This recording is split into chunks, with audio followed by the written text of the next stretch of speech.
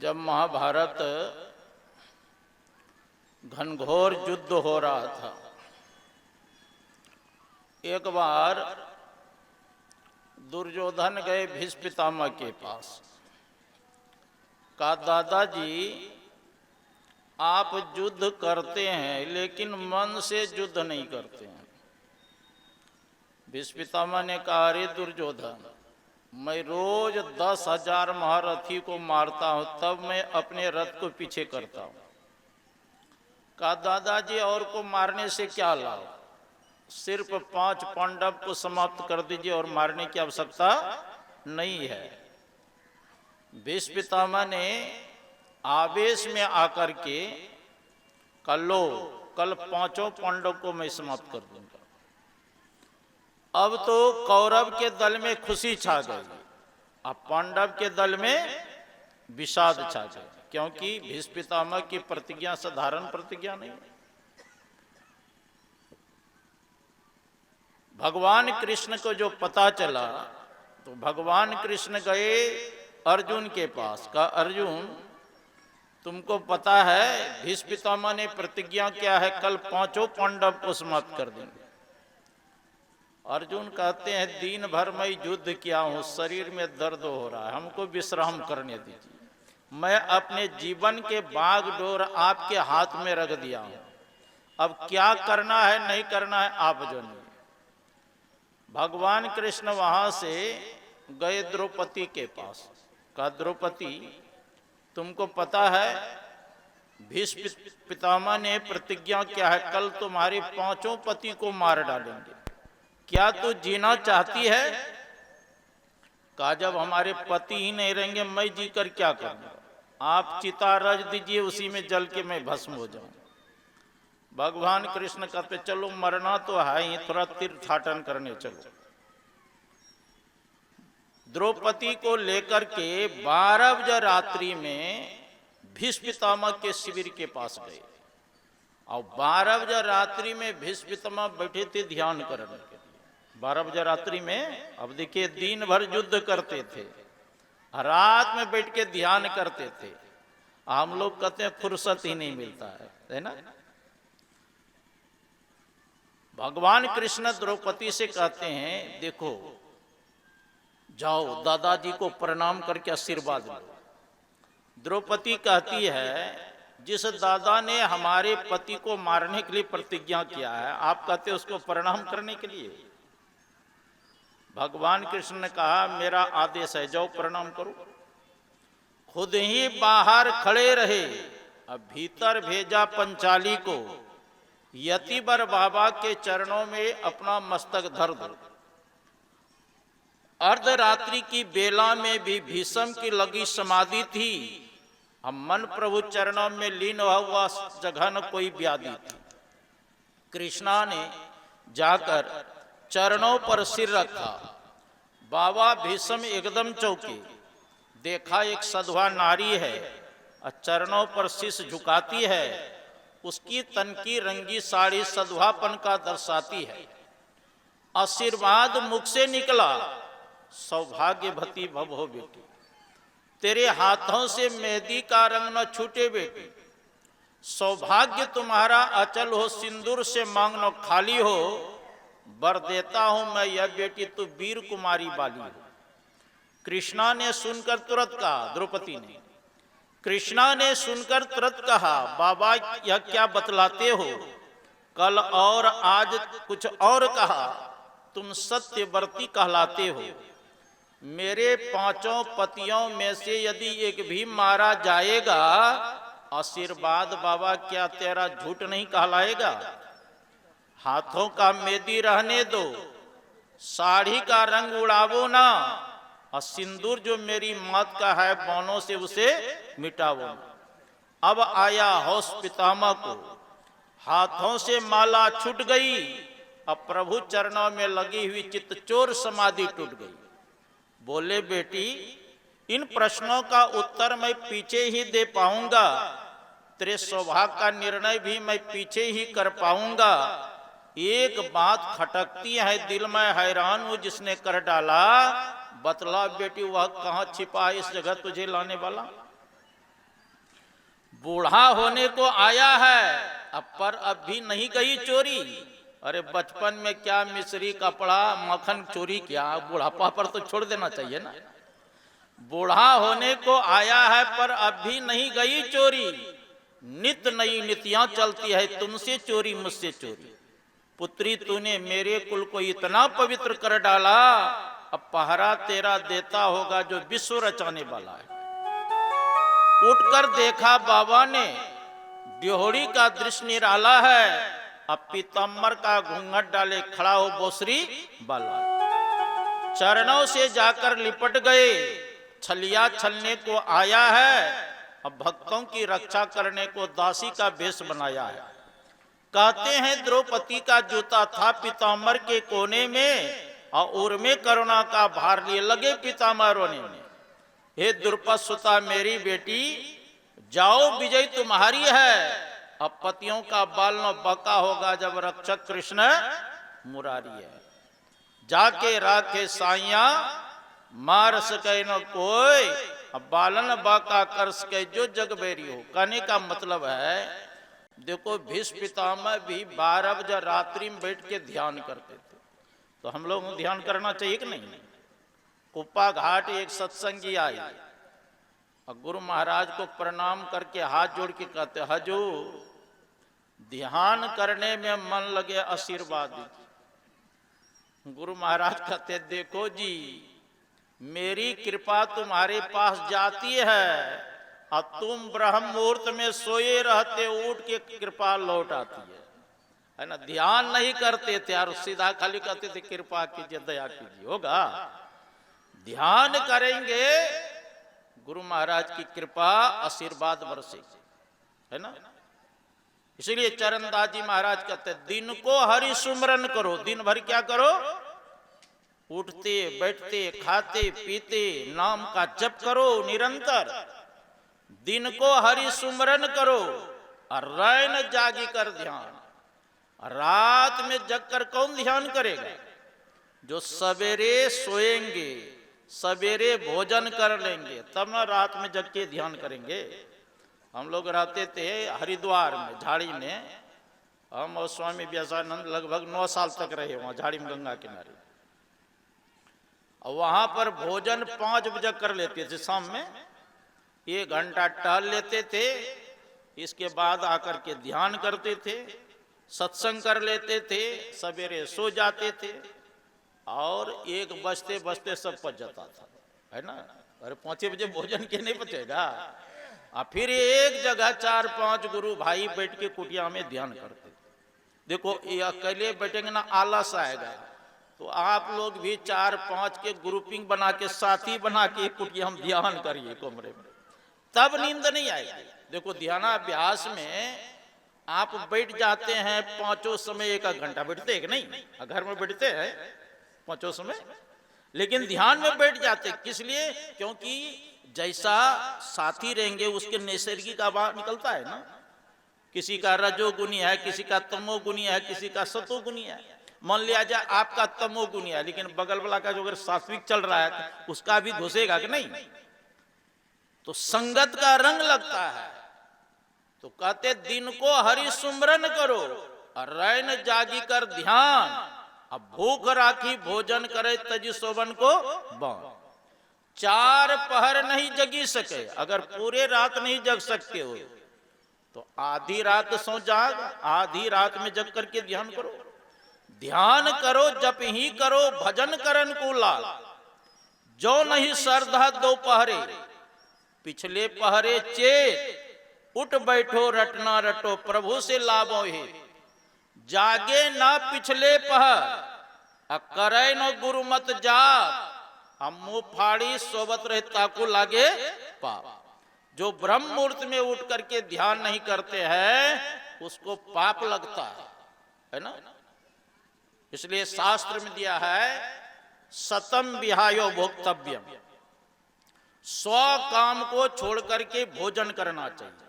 गुरु महाराज के प्रवचन में है कि देखो जी अगर भूख लगने पर समय पर भोजन नहीं करेंगे तो शरीर में पित्त हो जाता है अब भूख नहीं लगने पर जबरदस्ती भोजन करोगे तो पर भी रोग होगा। इसलिए समय पर भोजन करो, 100 काम को छोड़ करके, है ना। मैंने एक जगह पढ़ा, कम भोजन करोगे, कम खाओगे तो कभी भी रोगी नहीं बनेंगे, बेसी खाने से ही रोगी बनता है ना। अगम खाओगे तो आपके घर में कभी भी झगड़ा नहीं होगा, है ना।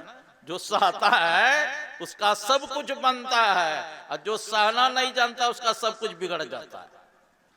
जहां सुमति तहां संपत्ति नाना, जहां कुमति तहां विपत्ति निधाना। तो कहते हैं, ऋषि कहते हैं, सतम विहायो भोक्तव्य सहस्रंग स्नान माचरे, और 1000 काम को छोड़ के स्नान करना चाहिए। देखो, स्नान करने से मस्तक ठंडा रहता है। अब भजन करेंगे तो भजन बनेगा। गामी टोला कटिहार में है सत्संग मंदिर। गुरु महाराज प्रवचन के क्रम में कहने कृपा की, अगर अपने अंदर में ब्रह्म प्रकाश को देखना चाहते हो, ब्रह्मनाद को सुनना चाहते हो, तो रात में जग करके ध्यान करें। आलस सतावे फिर सो जाएं, अब फिर उठ करके ध्यान करो, है ना। तो स्नान करने से मस्तक ठंडा रहता है, भजन बढ़ता है। और लक्षम विहायो दातव्य, लाख काम को छोड़ करके दान करना चाहिए। मैंने महाभारत में पढ़ा कि कोई व्यक्ति आपके पास मांगने आ गए और आपने कुछ नहीं दिया, तो मांगने वाले व्यक्तियों ही लौट के नहीं चला गया, आपका पुण्य लेकर चला जाएगा और अपना पाप आपके पास छोड़ देगा। इसलिए कहा, लाख काम बराबर काम होतों पर भी दान करना चाहिए। देखो, धन की 3 ही गति होती है, या तो दान करो, या तो उपभोग करो, और नहीं तो अंत में तो नष्ट होगा ही, है ना। और अंतिम में बात कहा, कोटिम त्यक्त्वा हरिम स्मरेत, करोड़ों काम को छोड़ करके भगवान का भजन करो। सबसे महत्व यही ना है। शंकराचार्य जी महाराज गंगा किनारे टहल रहे थे बनारस में। एक महात्मा जी एक लघु कौमुदी में डुकरी करने सूत्र है ना, पतंजलि जो लिखे ना व्याकरण, उसमें डुकरी करने सूत्र है। तो वही डुकरी करने रट रहा था उस सूत्र को। और शंकराचार्य जी महाराज ने कहा, अब मरण काल आया है ना, अब तू डुकरी करने सूत्र रट रहा, ये काम देगा अंतिम में, है ना। काशी बनारस में पढ़ने का बड़ा प्रथा है। कई व्यक्ति जो है बूढ़े हो गए, अखाड़ा में पहन के जाते थे परीक्षा देने के लिए। संपूर्णानंद में मैं देखा है ना, 70 साल की उम्र है, और तब खड़ाम पढ़ के कई विषय से आचार्य किया, है ना, पढ़ने के लिए। तो कहा, अंतिम जो डुकरी करने सूत्र रट रहे हो, ये काम देगा। शंकराचार्य जी महाराज कहते हैं, भज गोविंदम भज गोविंदम, गोविंदम भज मोड़ मते, संप्राप्ते नीते काले, नहीं नहीं रक्षति डुकरी करने, भज गोविंदम भज गोविंदम, गोविंदम भज मूढ़ मते। अरे मूढ़ मन, गोविंद परमात्मा का भजन करो, यही आपके साथ में जाने वाला, और कुछ जाएगा। मैं जब बनारस में पढ़ता था तो मैं वहां से प्रत्येक महीना जाता था, मतलब साल में एक बार बंबई में खार है गुरु गंगेश्वर धाम। तो वहां के व्यवस्थापक थे स्वामी उमेश्वरानंद, अभी भी है।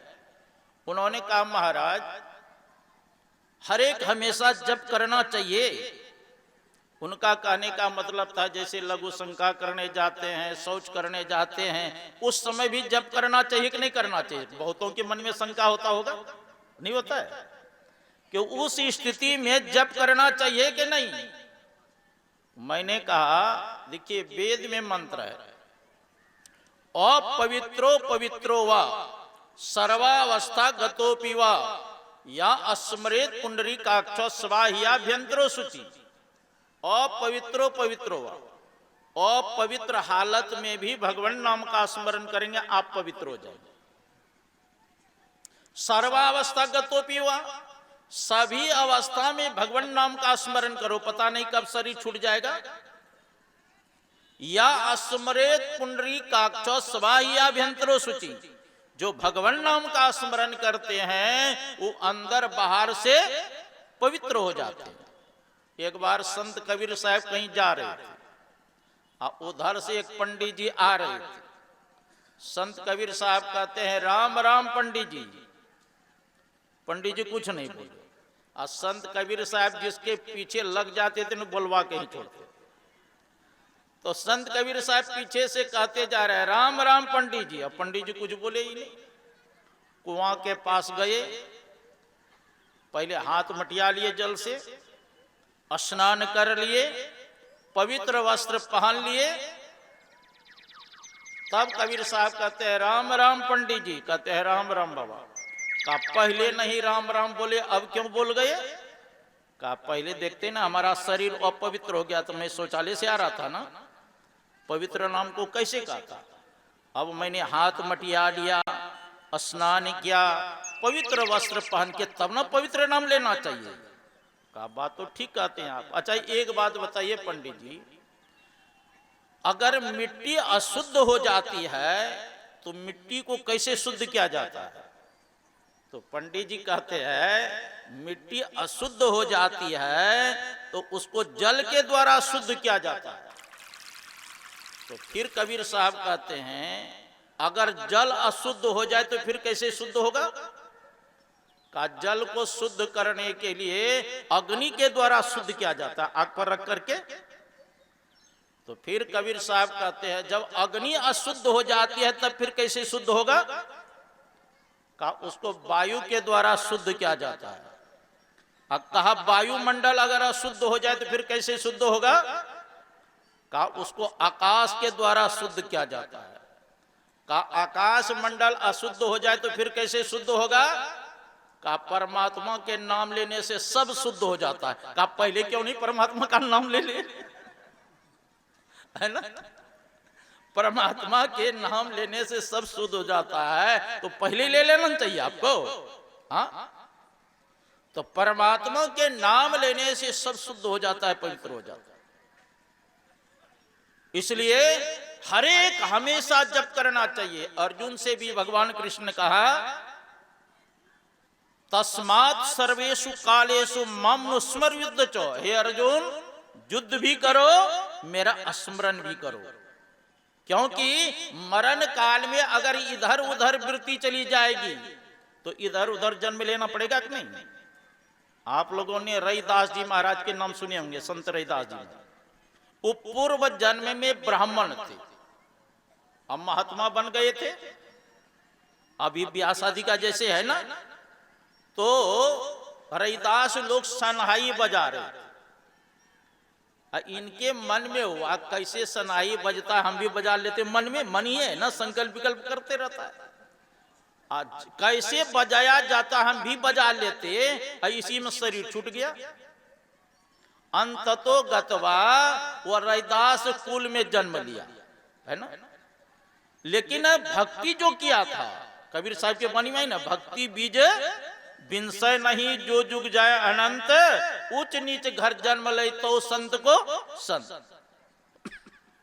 तो पूर्व जन्म का संस्कार नहीं मिटा था।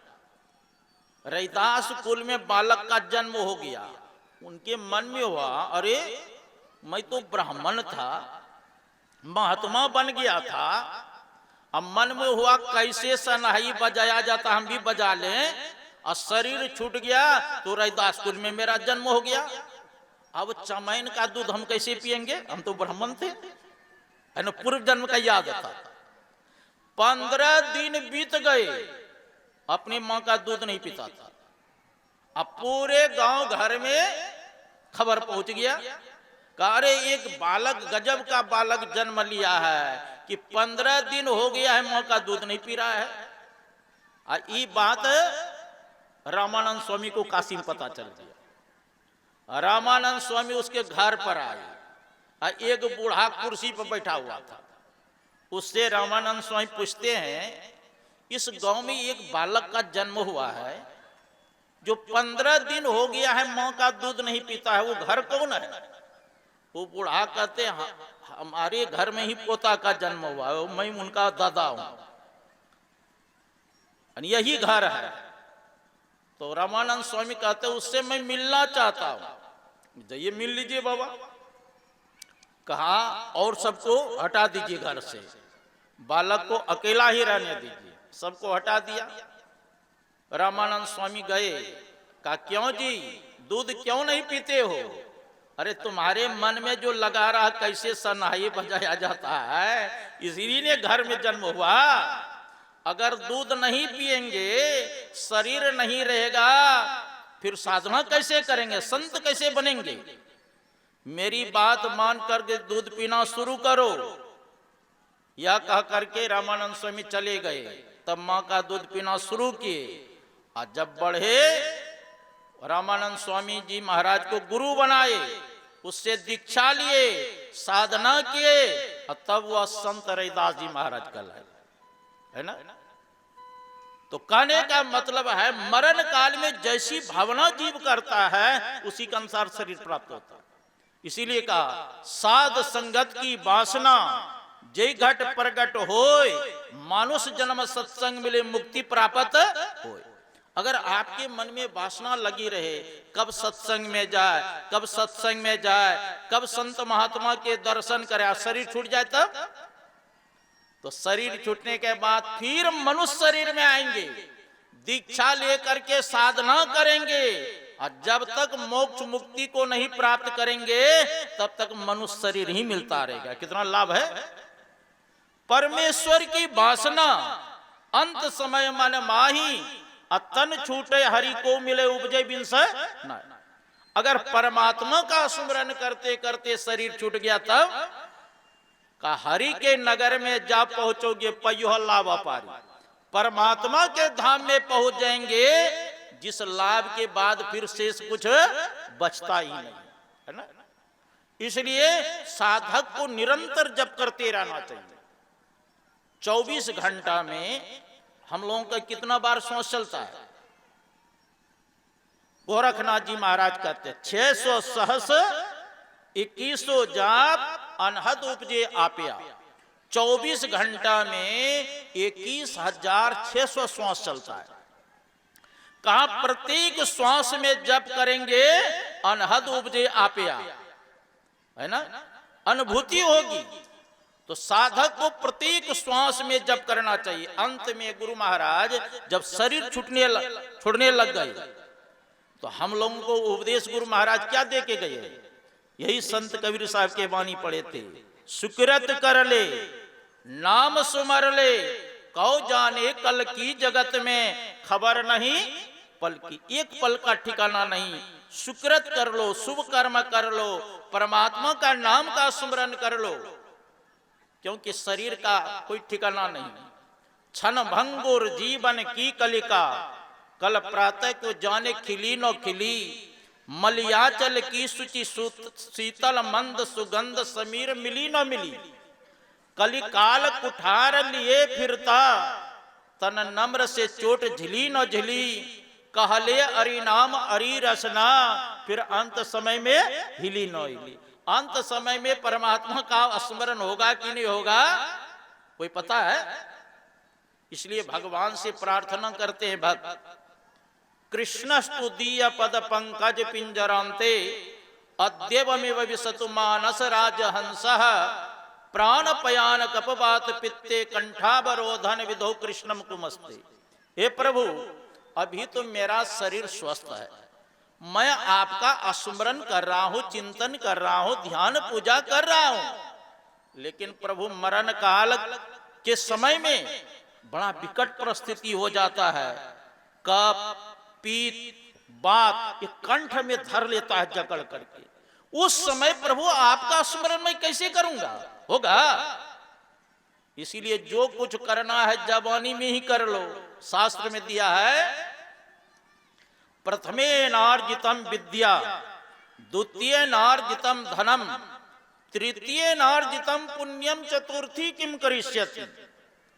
बचपन से लेकर के 25 साल के अवस्था में जिसने विद्या का अध्ययन नहीं किया, 25 से 50 साल के अंतर्गत जिसने धन का संचय नहीं किया, अब 50 से 75 साल के अंतर्गत जिसने पुण्य का संचय नहीं किया, चतुर्थी किम करिष्यति, बुढ़ापा हम क्या करेंगे, कुछ वो करेंगे। जो कुछ करना है जवानी में ही कर सकते हैं, संसार बनाओ या परमार्थ बनाओ, है ना। कितने आदमी कहते हैं अरे बुढ़ापा में भक्ति कर लेंगे, बुढ़ापा में भक्ति होगी। हाँ, कबीर साहब के बानी है, उमरिया धोखे में खोई दियो, 12 बरस बालापन बीते, 20 में जवान भयो, 30 बरस माया के प्रेरित देश विदेश गयो, 40 बरस मध्य जब आयो, गहरी मोह भयो, धन और धान पुत्र के कारण इसी दिन सोच कियो, बरस 50 कमर बई टेढ़ी, सोबत खाट लियो, अब बहुरी पुत्र बचन बहु बोले, बुढ़ऊ मरी न गयो, बरस 60-70 के भीतर केस सफेद भयो, कपित कंठे घेर लियो है, नैना से नीर ढरो, नहीं सत्संग भजन नहीं हरि को, नहीं शुभ कर्म कियो, कहे कबीर सुनो भाई साधु, चोला छूट गई उमरिया धोखे में कोई दे। अंत में पश्चाताप न करना पड़े, इसलिए जब से होश हो तब से ईश्वर की भक्ति में लगे रहना चाहिए, तभी परम कल्याण होगा। और देखो जी, जितना मंत्र छोटा होता है उतना ही प्रभावशाली होता है। तुलसीदास जी महाराज लिखते हैं, मंत्र परम लघु जासु बस, विधि हरि हर सुर सर्व, महामत गजराज कहां बस कर अंकुश कर। मंत्र परम लघु, परम है विशेषण, लघु मतलब होता है छोटा। कहते हैं जितना छोटा मंत्र होगा उतना ही प्रभावशाली होगा। और उस मंत्र के बस में कौन कौन हो जाते हैं, जैसे हाथी बहुत बड़ा होता है कि नहीं जानता, और हाथी के ऊपर बैठ जाता है पिलवान, अब पिलवान के हाथ में होता है एक अंकुश, अंकुश के बल पर हाथी को कहते हैं बैठ, तो डर के मारी बैठ जाता है, कहा उठ जाता है, चलने लगता है ना। कहा उसी प्रकार आप मंत्र को जप करके अगर सिद्ध कर लेंगे तो आपके बस में ब्रह्मा विष्णु महेश 33 करोड़ देवी देवता आपके बस में हो जाए। तो आपके मन में होगा, खुद बुद्धि होता होगा कि नहीं कि किसी ने बस किया है मंत्र को, अब मंत्र के द्वारा देवता को बस में कर लिया है। देखो जी, जो प्रवचन करते हैं उसको सब अध्ययन करके तब प्रवचन करते हैं, है ना। मां कुंती का नाम सुनिए आप लोग, दुर्वासा ऋषि की सेवा में लगी रहती थी। दुर्वासा ऋषि प्रसन्न हो गए और दुर्वासा ऋषि ने कुंती जी को मंत्र बता दिया, कहा जिस देवता की तू आवाहन करेगी वह देवता आ जाएंगे, तो मंत्र को जप करके सिद्ध कर ले। तो एकाएक मन में, कुंती के मन में होती है कि महाराज जी ने मंत्र बताया है, देखे सिद्ध हुआ कि नहीं सिद्ध हुआ, परीक्षा लेना चाहिए। और उन्होंने आवाहन किया सूर्य भगवान का, मंत्र से प्रभावित होकर के भगवान सूर्य प्रकट हो गए। कहा देवी क्यों हमको स्मरण किया? कहा महाराज जी परीक्षा लेने के लिए मैंने आपका आह्वान किया, आप आ गए, प्रणाम आप जाइए। कहा नहीं, हमारा आना व्यर्थ नहीं होगा, अब तुम्हारे गर्भ से कवच कुंडल के साथ एक पुत्र का जन्म होगा जिसका नाम होगा कर्ण, है ना। कुमारी अवस्था में ही कर्ण का जन्म हुआ था। तो अफवाह के लिए निंदा न हो तो पेटारी में बंद करके बचपन में ही कर्ण को गंगा जी में भसा दिए थे और अधिरथ ने उसका भरण पोषण किया था। ये धृतराष्ट्र के सारथी था। कौन था? सारथी। अब पांडु के साथ शादी हो गया कुंती की, पांडु गए एक दिन शिकार खेलने जंगल, और देखो वासना बड़े बड़े को, तपस्वी को भी जागृत हो जाता है। तो जंगल में रहते थे वानप्रस्थी, है ना ऋषि। जब वासना जागृत हुई तो पति पत्नी ने हिरण और हिरणी का शरीर धारण कर लिया और आपस में प्रेम कर रहे थे जंगल में। अब पांडु गए शिकार खेलने। अब पांडु ने देखा कि हिरण है, जानवर है, बाण मार दिए। और जैसे बाण मारे वह तपस्वी अपने भेष में आ गए। तपस्वी ने कहा, ब्रह्म हत्या का तो पाप नहीं लगेगा क्योंकि तू ब्राह्मण जान के नहीं मारे है बाण, लेकिन इस परिस्थिति में तूने बाण चलाया है, इसलिए मैं श्राप देता हूं, तू भी पत्नी का संग करेंगे, तुम्हारा भी मस्तक फट जाएगा। अब पांडु को बड़ा दुख हुआ, यद्यपि उसका बड़ा भाई धृतराष्ट्र अंधा असुरदास उसी को राजमुकुट पहना दिए। अब पांडु कुंती और माद्री को लेकर जंगल चले गए तपस्या करने। अब वहां तपस्वी लोग जो है ना एक यज्ञ कर रहे थे, किस लिए? स्वर्ग जाने के लिए। पांडु कहते कि मैं भी स्वर्ग जाऊंगा। तपस्वी ने कहा, आप स्वर्ग के अधिकारी नहीं है। कहा क्यों? कहा जो गृहस्था आश्रम में प्रवेश करते हैं, जिनको संतान नहीं है, वो स्वर्ग के अधिकारी नहीं होते हैं। अब तो पांडु बड़ा दुखित रहने लगे, हमको तो कोई पुत्र है नहीं, अब स्वर्ग नहीं जा सकेंगे। तब कुंती कहती है, पतिदेव आपकी आज्ञा हो तो मैं देवताओं के द्वारा पुत्र प्राप्त में कर सकती हूँ, क्योंकि दुर्वासा ऋषि हमको मंत्र दिए हैं, जिस देवता का मैं आवाहन करूंगी वो देवता आ जाएंगे। तो पांडु ने कहा ऐसी बात है तो धर्मराज का आवाहन करो। तो कुंती धर्मराज के आवाहन करती है, और जैसे मंत्र पढ़ती है धर्मराज प्रकट हो गए। और उसी धर्मराज के द्वारा किसका जन्म हुआ? युधिष्ठिर जी महाराज का। दूसरी बार कहा पवन देव का आवाहन करो, क्योंकि मजबूत पुत्र चाहिए ना। तो पवन देव का आवाहन करती है मंत्र को पढ़ करके। पवन देव प्रकट हो गए, उसी के द्वारा भीम का जन्म हुआ। तीसरी बार कहा स्वर्ग के राजा जो इंद्र है उसका आवाहन करो। तो स्वर्ग के राजा इंद्र का आवाहन के मंत्र के द्वारा इंद्रदेव प्रकट हुए, उसी के द्वारा अर्जुन का जन्म हुआ। दूसरी रानी जो थी माद्री, वो कहती है हमारे सौत को तो 3 पुत्र हुआ, हमको तो एक भी संतान नहीं। तो पांडु ने कहा कुंती से कि माद्री के लिए भी मंत्र पढ़ो। तो कुंती कहती कि मैं इसके लिए एक बार ही मंत्र में पढ़ूंगी, जिस देवता को तू बुलाना चाहती मन में रखो, मैं तुम्हारे लिए मंत्र पढ़ती हूं। तो माद्री सोचती है एक बार ही हमारे लिए मंत्र पढ़ेंगे, इसलिए यह चतुरता से 2 देवता को इकट्ठे मन में रखे, है ना। दोनों अश्विनी कुमार को मन में रखे और उसके लिए मंत्र पढ़े, तो दोनों अश्विनी कुमार प्रकट हुए, उसी के द्वारा नकुल और सहदेव का जन्म। तो मेरा कहने का मतलब है कि मंत्र में कैसी शक्ति है कि जिस देवता का आवाहन किए वो प्रकट हुए कि नहीं है? देवाधीनम सर्वम जगत, देवता के अधीन में संपूर्ण संसार है।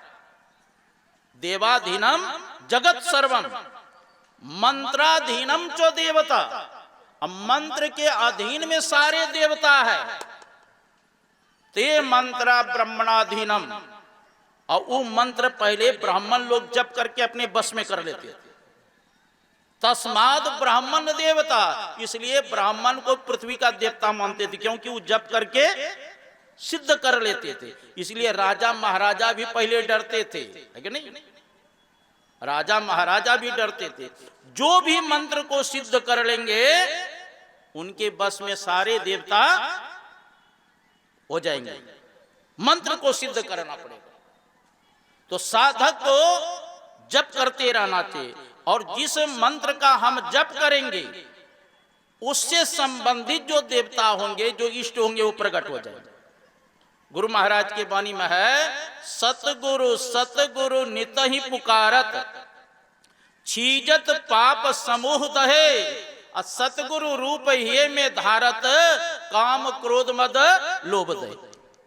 कहते हैं सतगुरु सतगुरु नित ही पुकारा, गुरु मंत्र का जप निरंतर करेंगे, छीजत पाप समूह दहे, सब पाप आपका नष्ट हो जाएगा, दह जाएगा।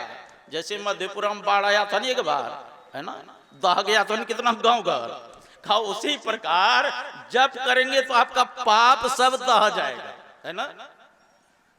और काम क्रोध मद लोभ दहे, है ना, आपके अंदर जो विकार है काम क्रोध लोभ मोह मत्सर ये समाप्त हो जाए। तो साधक को मंत्र का जप करना चाहिए। कितने के मन में होता है किस मंत्र का जप करें?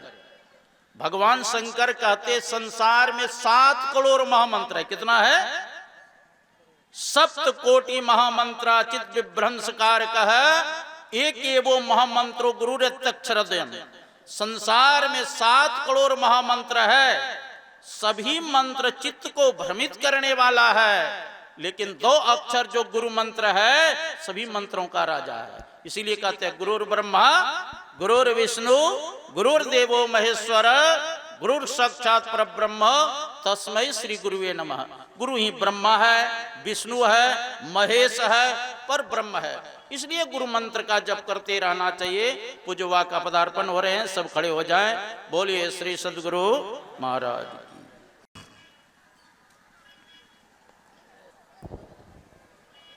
श्री सद्गुरु महाराज की जय। श्री सद्गुरु महाराज की जय। श्री सद्गुरु महाराज की जय। श्री सद्गुरु महाराज की जय।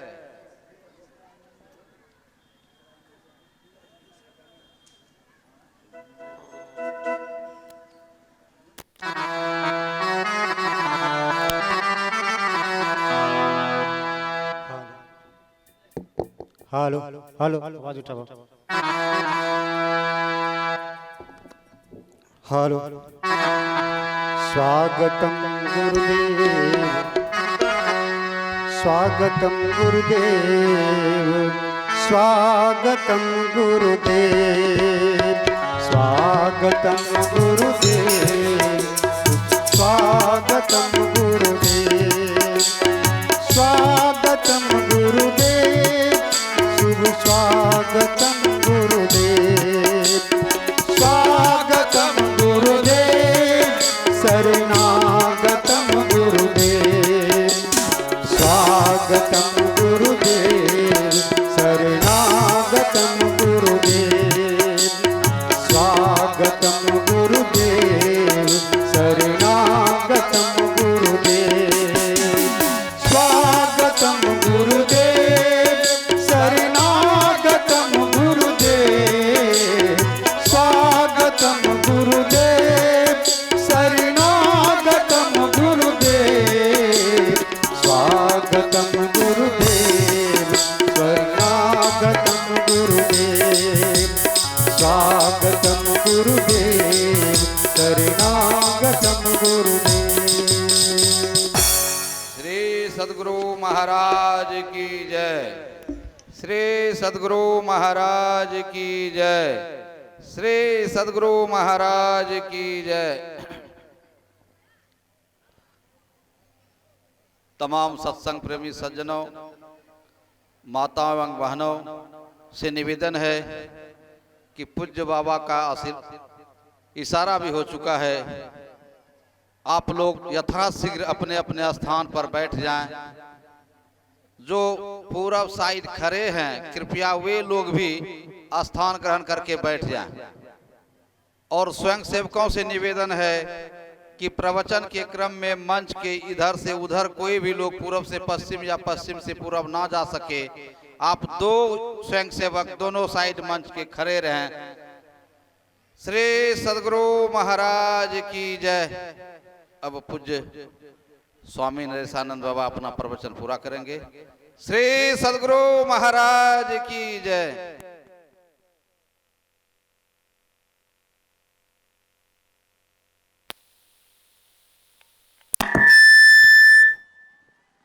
श्री सद्गुरु महाराज की जय। तो मैं कह रहा था, जिसका हम ध्यान करेंगे उसके अंदर जो गुण होगा वो करने वाले के अंदर आ जाता है। एक बार विभीषण की पुत्री त्रिजटा सीता जी के पास गई। कहा, रावण के बार बार गला काटने पर भी फिर गला जुड़ जाता था। तो सीता जी व्याकुल हो गई, जिसका गला कट जाए अब फिर जुड़ जाए वो मरेगा व्यक्ति।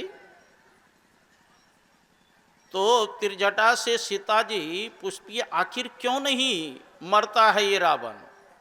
कल नहीं मरने का कारण सुनो। यही के हृदय बस जानकी उर मम बास है, मम उदर भुवन अनेक लागत बाण सब कर नाश है। यही के हृदय बस जानकी। रावण रात दिन चिंतन करते थे किनका? सीता जी का। इसलिए रावण के हृदय में सीता जी बैठी हुई थी। यही के हृदय बस जानकी, अजानकी उर मम बास है। और सीता जी रात दिन किसकी चिंतन करती थी? भगवान राम का। इसलिए सीता जी के हृदय में भगवान श्री राम बैठे थे और भगवान श्री राम के हृदय में पूरे संसार के विश्व ब्रह्मांड के जीव बैठे हुए। कहा, अगर रावण का वध करेंगे तो उनके हृदय में तुम बैठी हो, तुम्हारा भी नाश हो जाएगा। और तुम्हारे हृदय में भगवान राम बैठे हैं, उनका भी नाश हो जाएगा। अब भगवान श्री राम के हृदय में पूरे विश्व ब्रह्मांड के जीव बैठे हैं, सबका नाश हो जाएगा, महाप्रलय हो जाएगा। तो सीता जी ये कहती, आखिर मरेगा रावण कैसे? त्रिजटा भी योगिनी थी, साधना करती थी। इसलिए त्रिजटा कहती है, काटत सिर होई है विकल, छूट जाहि तब ध्यान, तब रावण हृदय मह मारहि राम सुजान। जब रावण के बार बार गला काटेंगे, अब व्याकुल होकर के तुम्हारा ध्यान करना छोड़ देंगे, तब रावण मारा जाएगा। इसका मतलब है, जब तक रावण भी सीता जी के चिंतन करते रहते तो भगवान राम भी नहीं मार पाते। जिसका हम ध्यान करेंगे उसके अंदर जो गुण होगा वो आपके अंदर आ जाएगा। तब आपके अंदर में दृष्टियोग करने की क्षमता आएगी। दृष्टियोग साधन बड़े महत्वपूर्ण है। भगवान शंकर ये साधना करते थे और सबको बताते थे। भगवान शंकर कहते हैं शिव संगीता में, शिरः कपाले रुद्राक्षम विभ्रम चिंतयद यदा तदा प्रकाश विद्युत स्यात्।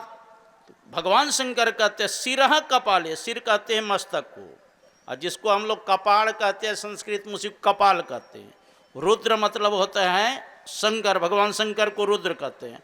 अक्ष मन होता है आँख, कहते दोनों आँख के मध्य में विवर है, रास्ता है सहरग में दिलवर पर जाने के लिए, परमात्मा के पास जाने के लिए सहरग में सुषुम्ना में रास्ता है। यद यदा उस अज्ञा कमल का जो बार बार चिंतन करते हैं, परिणाम क्या होगा? विद्युत पुंजस्मा प्रवाह, बिजली के समूह के समान साधक को प्रकाश दिखाई देता है। एतत् चिंतेन मात्रेण पापानां संचो विवेक। इनका चिंतन मात्र से सारे पाप आपका नष्ट हो जाएगा। दुराचारो भी पुरुषो लभते परमं पदम। अगर दुराचारी भी व्यक्ति इस अज्ञान कमल का ध्यान करे, वो परम पद के अधिकारी होते।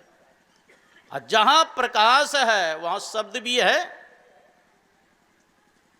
जहां प्रकाश है वहां शब्द है। इसीलिए कबीर साहब कहते, शब्द खोजी मन बस करे, सहज जोग है ये, सत सन्नी सारी है तो झूठी दे। शब्द आदि शब्द पकड़ाएगा तब ये मन में बस होगा। अभी मन बस होगा? हाँ। तो संत मत में यही चार प्रक्रिया है। एक नाम का जप करें, एक रूप का ध्यान करें, दृष्टियों का अनुसंधान करें, तो परम कल्याण होगा। विशेष रूप से हम लोग पूज्यवा के मुखारविंद से श्रवण करें। बोलिए श्री सद्गुरु महाराज की।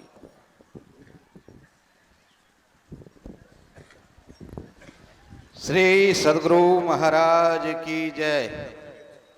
अभी हम लोग विस्तार से पूज्य स्वामी नरेशानंद वा के मुखारविंद से सुन रहे थे।